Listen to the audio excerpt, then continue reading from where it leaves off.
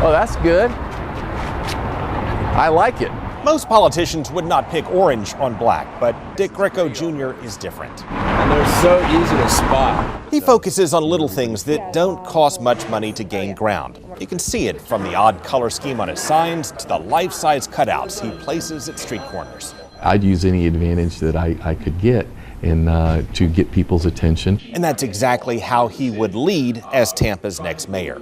Greco Jr. is the soft-spoken son of former Mayor Dick Greco. And by his way of thinking, little things can pay off more than all the pie in the sky. So I think we could look at like our timing of our traffic lights. While his rivals thump bold plans for rail, bus, and even air gondolas like the one Disney's building, Greco sticks to the basics. We have a lot of places in the city that have a dedicated left turn lane, but no left turn signal. Greco is not a visionary. He's a nuts and bolts guy who prefers to focus on stuff we don't see until it breaks, like aging water pipes. It looked like Old Faithful coming up out of the ground, but the bottom line is we have infrastructure that's so old under there, it needs to be replaced.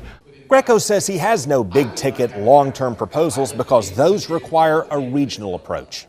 We've got to realize that a lot of our traffic comes into our city from the county. What if they don't want to do the streetcar? We can't have all these various jurisdictions that are around wanting to do something different than we're going to do.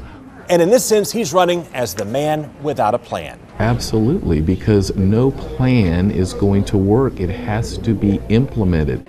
He says he'd listen to all sides before he weighs in. He'd run the city more like a judge, which makes sense because he was a Hillsborough County judge for 20 years.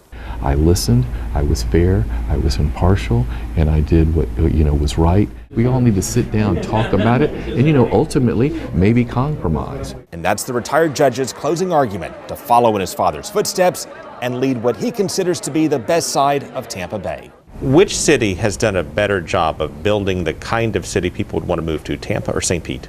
Building a city people want to come to, I would say the city of Tampa. It offers, I think, more jobs and more opportunities.